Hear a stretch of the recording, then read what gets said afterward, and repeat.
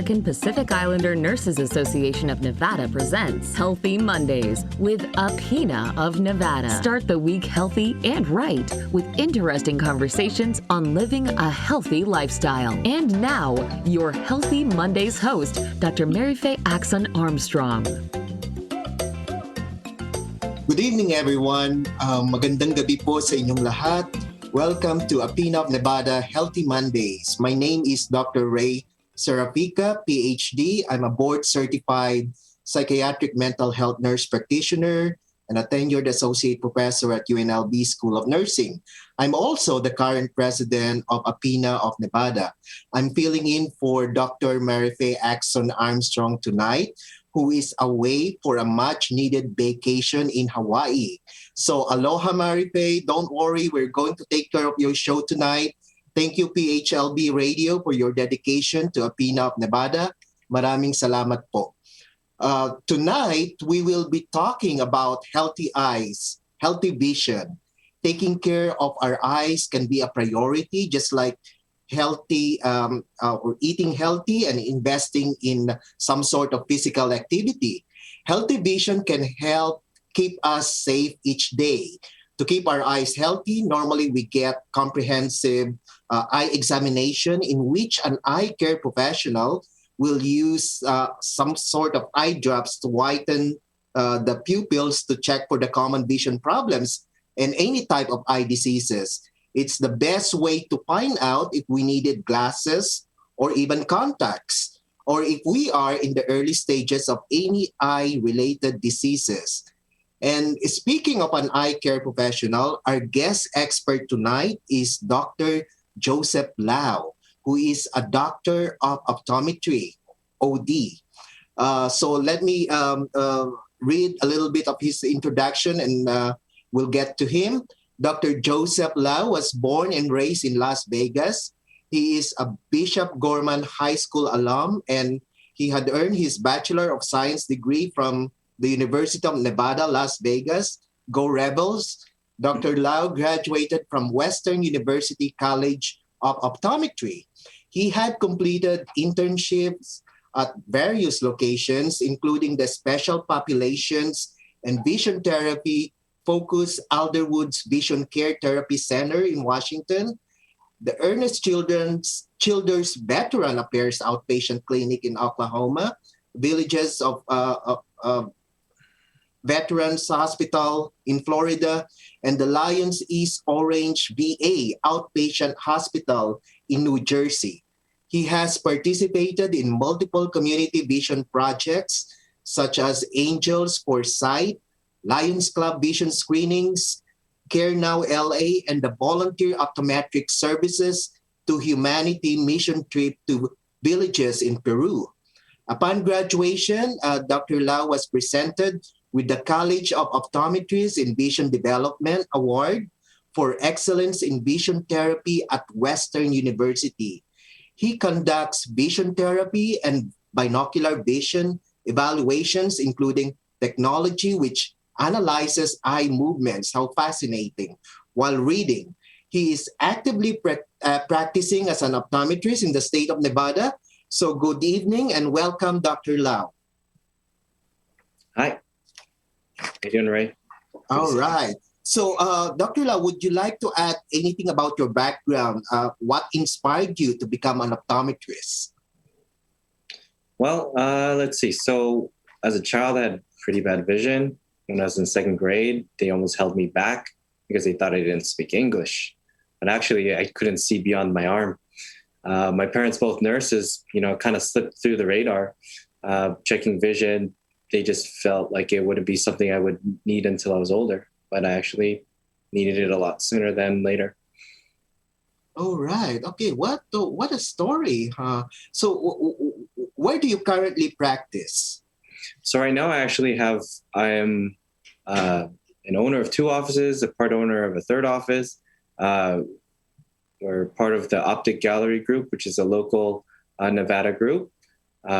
The office that I'm mainly at is going to be in Henderson on Stephanie Street, but I'm also practicing at the office near UNLV and not too far from UNLV, actually on Eastern and Russell, Optic Gallery there. All right. So, Dr. Lau, tell us a little bit about the eye care professional in general. Because when you go and visit your eye doctor, sometimes you meet an ophthalmologist. Sometimes you meet an optometrist. Sometimes you have the optician. So, can you tell us for lay people, what's the difference among those three professions? Yeah, sure. So an optometrist, you're going to find kind of almost, every corner if you look hard enough.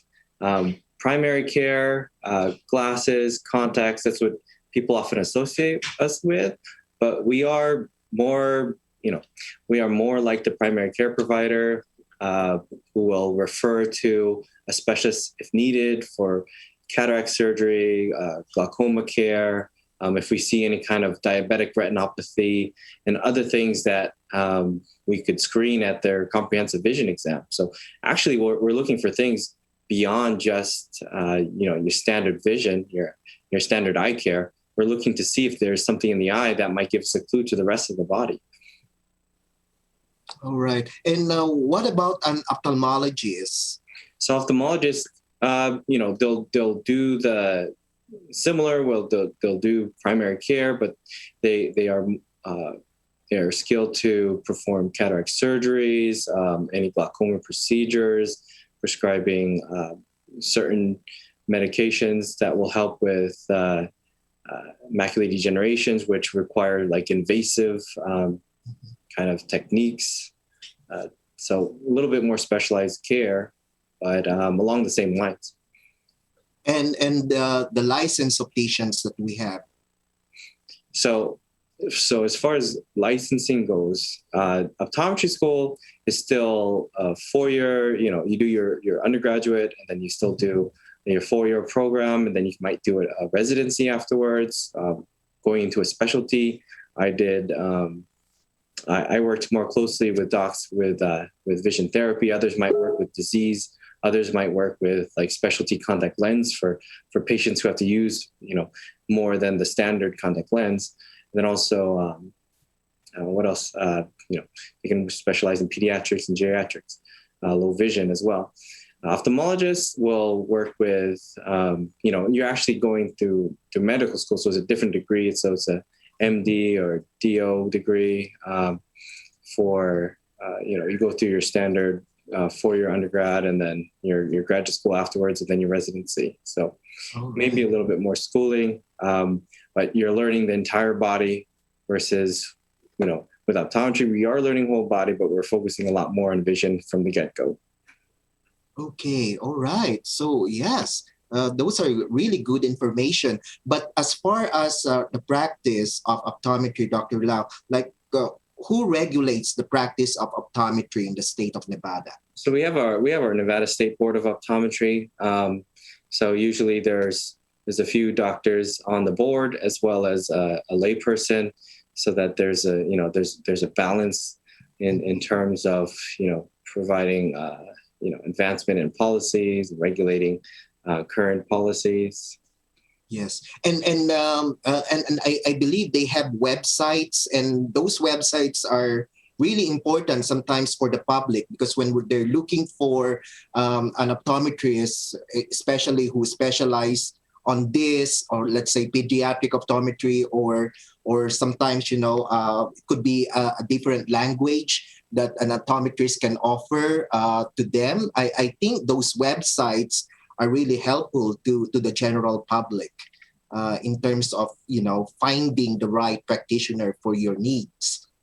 Right, having a good website can be a game changer if somebody finding that you do work with vision therapy or you do work with specialty lenses, but a lot of it is found through the net, but I would say a lot is word of mouth and referral based, because the town is so small where everybody kind of knows, who to send to for, whether it's a retina consult or for like cataract surgery. You kind of form your network of doctors who you're close with, and they kind of will refer back because they know that, you're working with certain things that they don't want to, they don't necessarily specialize in. So binocular vision is one of those things that's actually very difficult. So somebody who has double vision all the time, for example, it can be a very time-consuming process getting them, specialty prism glasses or the exact prescription that they need to help them get single vision and use their eyes more effectively. All right. Okay. Thank you for that information.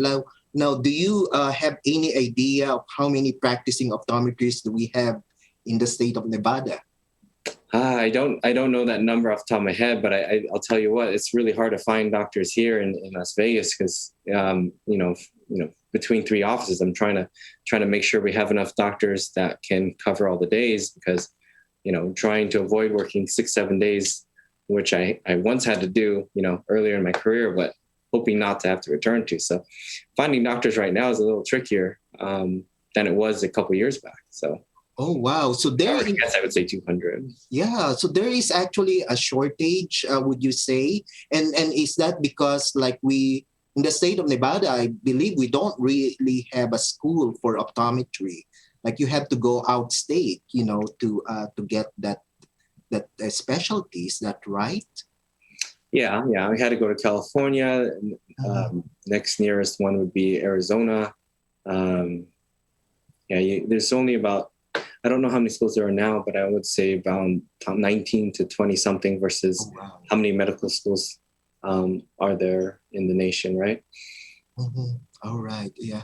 Okay. So we do have younger listeners too. Like probably, they're still thinking of what profession they're gonna major or enter, in the near future. So for those who are aspiring to be an optometrist, what is your advice in terms of what do they need to have in preparation for the admission to the School of Optometry?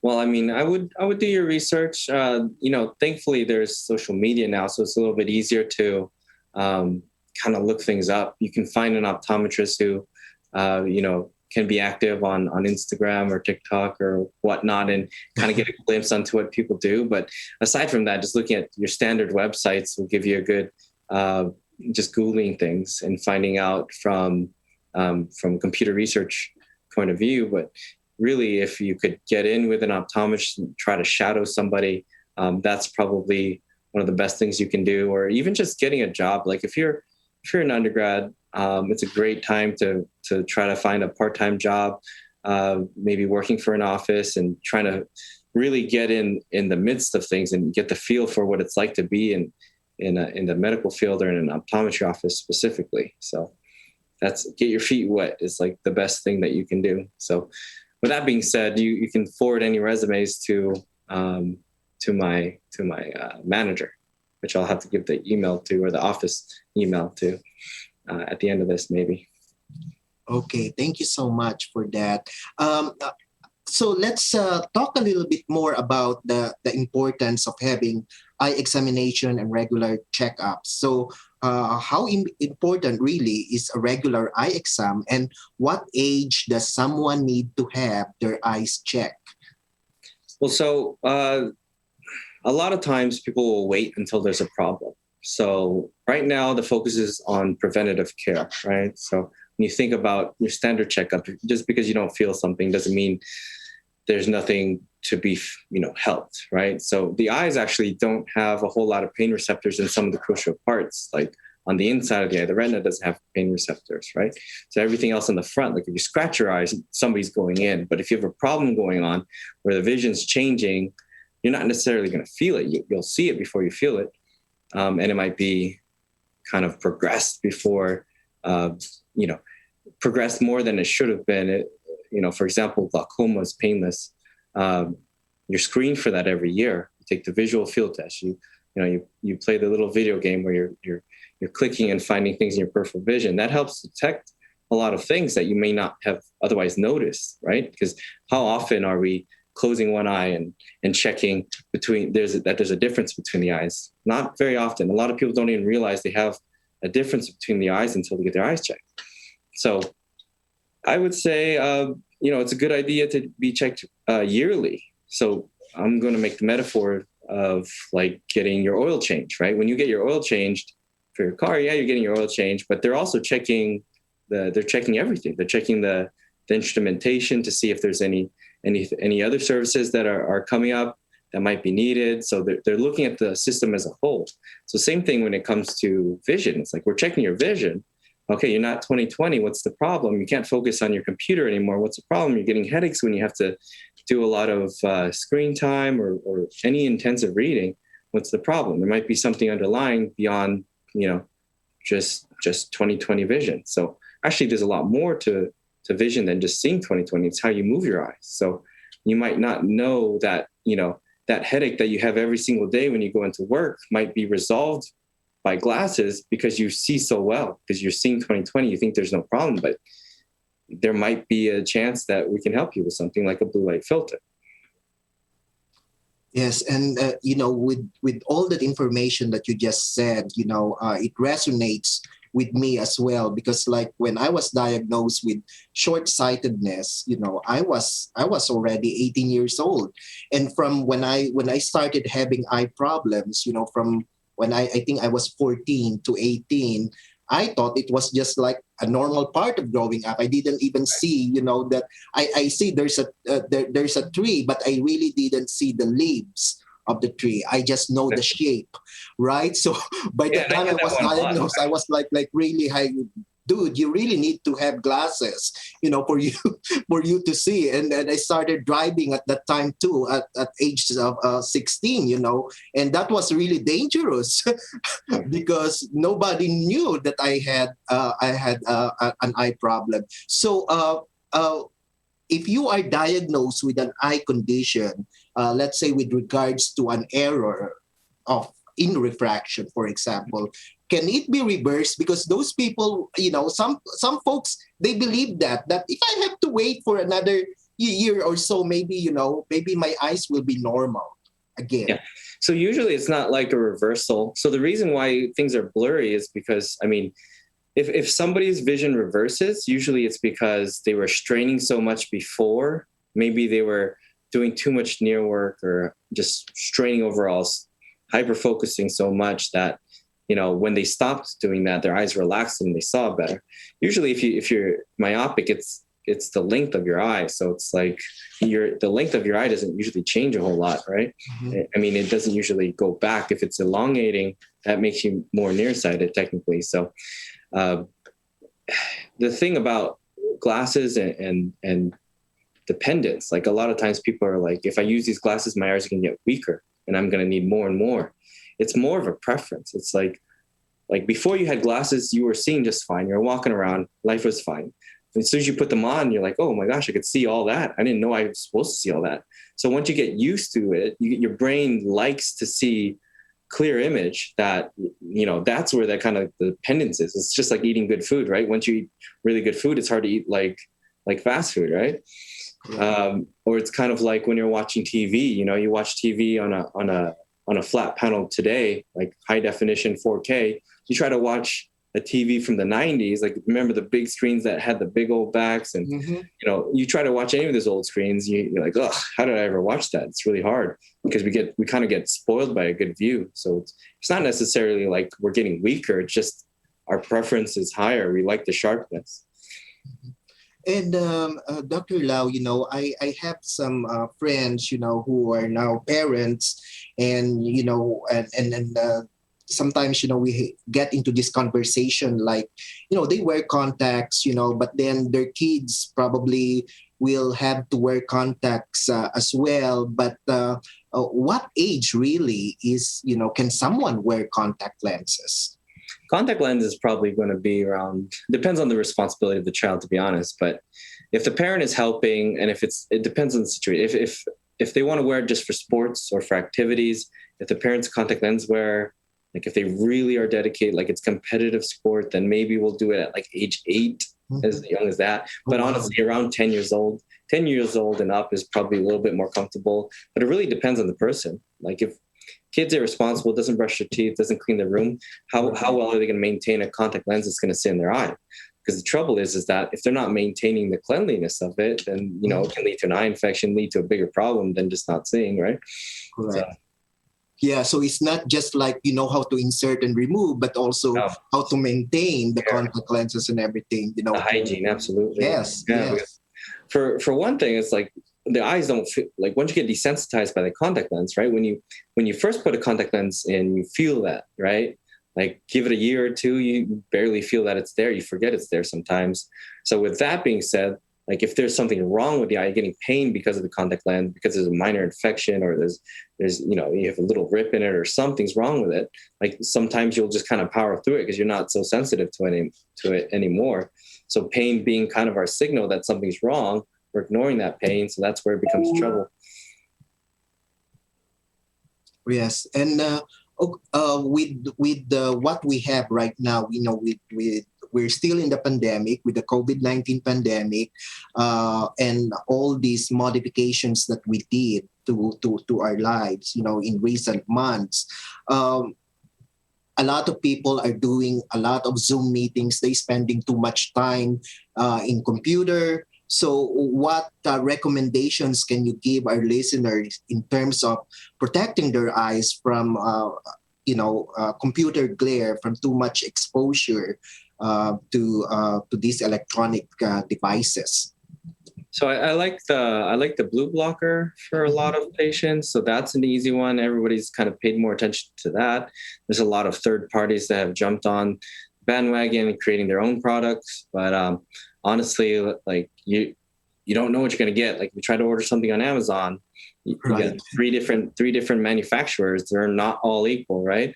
So when it comes to blue blocker, I like buying from somebody where you know where it's coming from. So if you go to an optometry office, usually they're going to have good product, good supplier, right? You're not questioning quality. Let's see. The other thing that you can do too is just even a patient with 20/20 vision, like perfect vision, they can be almost too sharp. When there's something's up close, the harder your eyes work. Actually, now the more your eyes have to kind of focus and strain. You got to think of your eye as like a camera, right? So it's constantly autofocus. When you're on your phone or computer for too long, and then you look up, and it takes a second for you to focus again. There's muscles that are working there that actually bring it into focus, that kind of make the lens flex to make it clear. And then also there's muscles in between and like around the eye where you're actually having to focus and converge onto one point. And that's a lot of strain for a long time if you're doing that for 8 hours every day, day in, day out. So a couple of things too, you can do a quick stretch. I'll teach you a quick one right now, right? So you just lift your head up, tilt your head up like this. You're gonna look up past your forehead, like you're trying to look behind you. Feel that stretch in your eyeballs? Do you feel that? Oh yeah. So like we don't move our eyes that way. That's why it's so difficult to do. Mm-hmm. So that one's a good one for like 1 minute to 2 minutes if you have the time, 30 seconds if you don't have the time.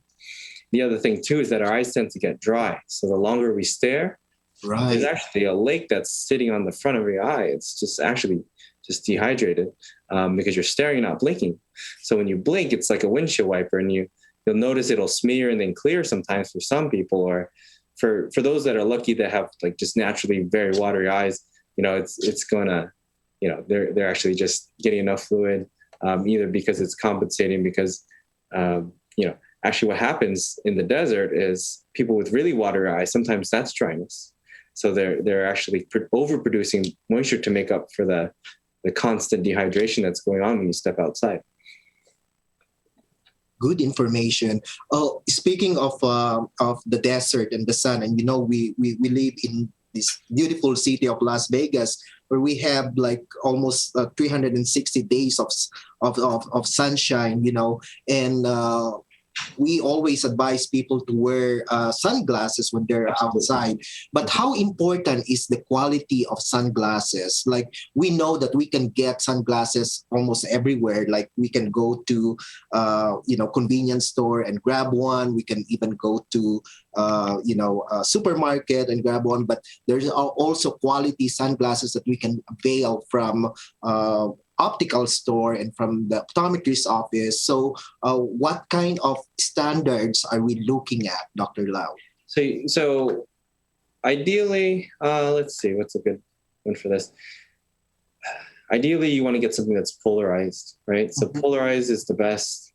And you want to be careful. There's a way to check if it's truly polarized or not. Let me see if I can find something to show you.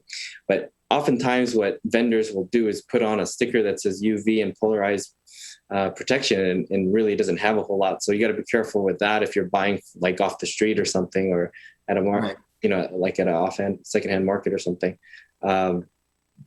Quality, like I have my favorite brands where you're going to see a lot of, they'll do a whole lot of glare protection.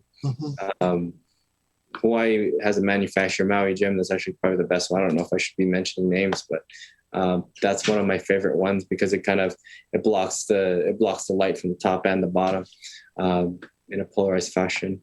Let me see if I can find you an example real quick in my back door real quick. Okay.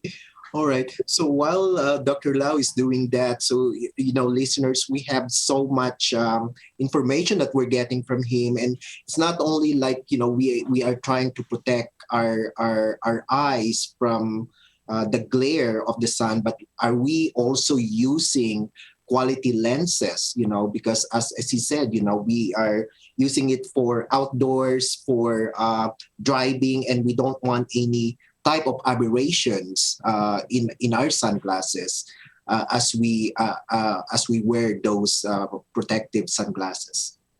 All right. So what do you have there, Dr. Lau? Well, I'm trying to show how you tell whether something's polarized or not. Let's see if it'll work. Basically, it'll block out the light at a specific wavelength. It doesn't really work on the zoom, but it'll work better on the naked eye. But you see how it kind of gets darker and lighter? Mm-hmm. Yes, I can see it. So that's polarized. So it blocks out light at a specific angle. Okay. It's really hard to show on camera, though. It's really easier to see in the naked eye. All right. So as much as possible, get a polarized lenses that kind of quality. Very good. So let's talk a little bit about this vitamin A, because vitamin A in general, I know when I was growing up, my parents always tell me, get some vitamin A, it's good for your eyes. So is that really works? Do we really need to take vitamin A supplements for to restore, or to protect our eyes from getting diseases or anything like that? Yeah, so when it comes to nutrition and supplementation, you usually want like multiple things to help for, an organ, right? So vitamin A is good. Also, other good ones are lutein and zeaxanthin. I think vitamin A was easier to it's easier to remember and easier to explain.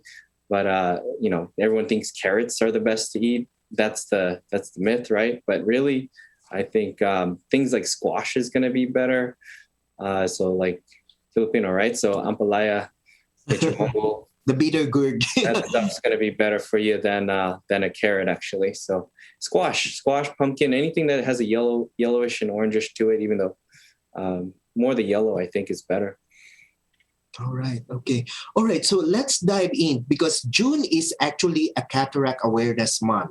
And this is the time to raise cataract awareness and help educate people about one of the leading causes of treatable vision loss in the United States. And what the statistic is saying is there are about 24 million Americans over the age of 40 who are affected by cataracts. So it seems fitting that this entire month should be dedicated to education and awareness. So, Dr. Lau, when you screen and do eye examination in your clinical practice, and you see a patient with the signs and symptoms of cataract. So, tell us, what is a cataract? So, cataract is basically, well, let's just say this. Start off by calling the eyeball more of like a movie theater, right? So I actually have a nice diagram. I have my model. So think of the eye as a movie theater, right? The light has to enter through the front camera. Think about it that way. To the front opening, to pass through all these different windows, right? All these different windows to land onto the movie theater. So the movie theater, which is your retina, basically has to receive all the light to turn it into vision as it connects from your eyeball to your brain through the optic nerve, right? So passing through all these windows, it's actually the window on the inside, this lens, which flexes, that becomes the cataract. It's actually our own body part. This lens that brings things into focus, 40 and below, and we kind of lose that focus 40 and up. That's why we end up needing kind of reading glass or progressive or bifocal. Basically, this lens becomes hazier. So it becomes like a hazy windshield. It happens usually slowly over time. So you imagine a windshield, like the windshield of your car that hasn't been changed, it goes to 50, 60 years old, and it starts to get that yellowish tint on it, and it's harder to see through. What's going to affect that, right? Just imagine. So if you shine a light on that, it's going to cause a lot of glare, a lot of dispersion, right? Mm-hmm. That's one aspect that you'll notice when a cataract is starting to form is like the lights at night are bothering you, or poor lighting when you're trying to get around your house, or even just reading a book. It's like it's almost like a glossy view, right? So slowly over time, maybe that gets to a point where now things are just plain blurry. Now you can't read anything on the TV screen. So think of that over the course of 10 years, right? Just light sensitivity, harder to see in the dark, just overall blur and glossiness. Glasses don't help. Usually that's a sign that cataracts might be kicking in.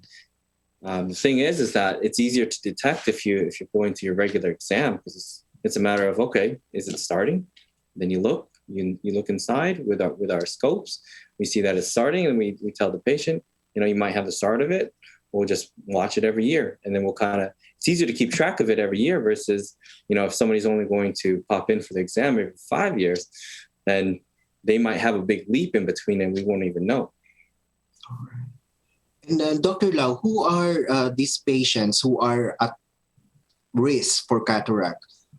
Honestly, if we're all lucky enough to live long, happy lives, we'll all get cataracts, right? For all to be 100 years old, we'll all have a cataract at some point.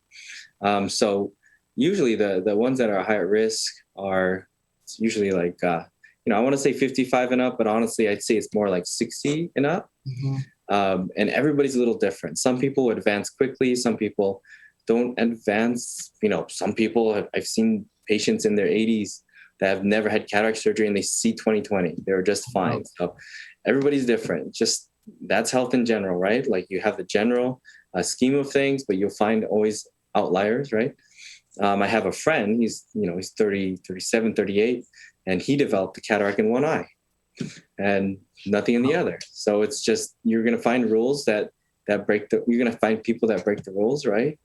With special cases. But the biggest risk is usually, a lot of sunshine, or like lack of sun protection. Sometimes smokers, maybe. I'm not super convinced that smoking will advance it, but usually it's an age-related thing. Mm-hmm. And, does genetic plays to? They might, because I've seen some patients who would, anecdotally, right? I don't know if there's been studies, but some patients that would get early cataracts, maybe in their 50s, it's just, it's kind of early. And they would say, yep, my mom, my dad had it, or my mom had it at the same time, and her grandma or her mom had it at the same time. Mm-hmm. And sometimes you'll see things like that, but it's not always a guarantee. The guarantee is that we'll all develop cataracts if we all live long enough. Okay. All right. So what are the current treatments for patients who are diagnosed with cataract? So essentially you wear glasses until glasses don't help. So if you'll have a patient with 20/20 perfect vision and then they start developing cataract, they might need a little bit of help with glasses, and then eventually get to a point where glasses don't do a whole lot. Mm-hmm. And that's when it's time for surgery, where they'll actually remove that lens and replace it with an artificial lens that's clear and actually has the prescription built in. So they're not worrying about using glasses as much, except for usually just for up close, unless they do a special type of lens, which doesn't work for everybody, like a multifocal lens or monovision modality. But it's a pretty good deal. I mean, my father, he was 61 when he had his surgery, and he actually developed his early when he was 60, because actually I should have mentioned earlier, diabetes is actually is a big risk factor for speeding up cataract progression, right? So he actually had his surgery, and when he was 61, I told him to get it when he was 60, and he asked me, why didn't you tell me to do it sooner? And I said I did. You don't listen to, you know how it is. Parents don't listen to the kids as much until later. Right.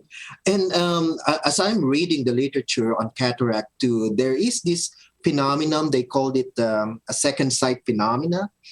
So in relation to cataract, I mean, how often do that happen for certain people? So it might depend on the prescription. So it's like if somebody has like a type of prescription where the light is shifting one way, they start developing a cataract and now the light shifts a different way. It's almost like giving them the effect as if they have glasses on. Mhm. Much easier to show if I had diagrams, but I don't have any diagrams today, sorry. But basically it's shifting the image to exactly right on the movie screen, whereas now their glasses actually make it worse. So they believe that they are actually getting better, but actually they're getting worse. Worse in a way, better in a way, because it's moving the light right where it needs to be. Mm-hmm. So it's sort of like, I don't know if you can picture this. Just imagine the reason why we don't see blurry. Just imagine a movie theater, right? So imagine the projector casting the movie directly on the movie screen. If somebody moves that projector too far or too close, now you got a blurry image, right? You got a blurry movie. You move the movie projector to exactly where it needs to be. It's going to be perfectly clear. So that's what glasses do. They move the projection so it lands directly on the movie screen, right? So what happens with a cataract, if it's refracting the image, it's actually kind of moving the movie theater and moving the movie image to happen to land exactly on the movie without needing glasses. I don't know if that was too much of an explanation, but that's kind of how it works. Mm-hmm. And then for because when they remove your old lenses, the from the eye, and they will insert these intraocular lenses, what they're saying, like how does one maintain that intraocular lens, or what they call the IOL? Yeah, so there's actually so if you imagine the eyeball here, Mm-hmm. there's actually like strands that will hold the lens in place, right? So we have our own zonules that will hold the lens in place. Okay. And actually we'll use artificial haptics to kind of keep the lens there. I'd say Google it, honestly, because you'll see exactly how it looks. It's pretty interesting technology. Whoever came up with it was, beyond their time, of course. And do you still need to wear glasses on top of that? Usually is mainly for reading. Some people will have to use it for their night driving or when they need to see a little bit sharper. If it's not, if it's a little bit off, depends on multiple factors, actually. If they have a lot of astigmatism, then they might need it. So. Because I remember my mom, one of her visits to her ophthalmologist, and she had cataracts, so they put IOL on both eyes, and one of them, was identified. It's kind of blurry, but then the ophthalmologist did a little technique of laser YAG, what they call it, and suddenly, she's fine again. Like I said, they can really do that, and it works, and then she's happy again. But she still, like you said, she still wears glasses. Yeah. On top of that. All right. We are having so much information tonight, and with your expertise, Dr. Lau, we really appreciate you. What is the greatest myth about vision health that you can share to our listeners? Let's see. I would say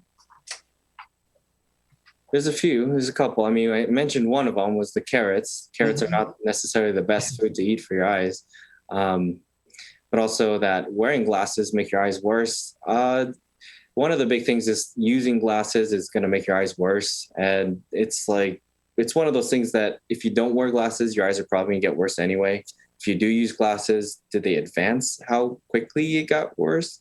Hard to say. It depends on multiple factors. It's not just using the glasses, is actually what you're doing on a daily basis. Like if you're on the computer and doing all this near work all the time and not balancing it out with, doing enough outside and far time, right, far work, then you're kind of pushing yourself to be geared to be so nearsighted. So is that because of the glasses or because of the environment or is it because of the genetics? It's hard to say. It just goes back to what we said earlier. It's just it makes the view clearer so you don't have to strain as much. Your reliance on it depends on everything else that's going on. It's not necessarily going to get worse just because you're using it. All right. Well, time flies when we are having so much fun. So there we have it, our beloved listeners. I learned so much tonight. I hope you did too. And once more, our appreciation to Dr. Joseph Lau of Optic Gallery, our guest for tonight, and to Johan and PHLB Radio. And with that being said, until next time, please stay safe, happy, and healthy. And remember, every Monday is a healthy Monday. Maraming salamat po. Thank you, Ray. The Asian American Pacific Islander Nurses Association of Nevada has just brought you Healthy Mondays with AAPINA of Nevada.